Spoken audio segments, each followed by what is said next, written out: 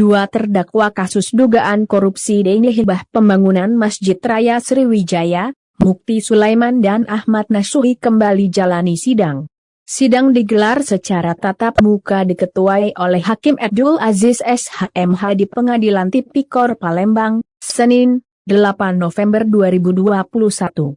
Pada sidang kali ini JPU kembali menghadirkan sejumlah saksi yang diantaranya adalah terdakwa dan tersangka dalam kasus yang sama. Dari pantauan di ruang sidang, melalui layar Zoom yang ditampilkan nampak hadir tersangka Alex Nurdin, Munai Madang, dan terdakwa Edi Hermanto. Serta nampak pula saksi Marwah M. Diah dan seorang saksi lainnya yang hadir langsung di muka sidang bernama Teguh. Itu apa yang mau diterima Edi Hermanto itu? Ada sumber dana APBN, BPD, Selamatan, dan BPD, Selamatan.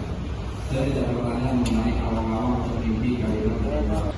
Lalu ketika dimasukkan frase Kabupaten APBD Kabupaten dan Kota ini perjanjian antara pihak provinsi dengan pihak Kabupaten Kota untuk melakukan kerjasama pendanaan bersama untuk pembangunan Sriwijaya.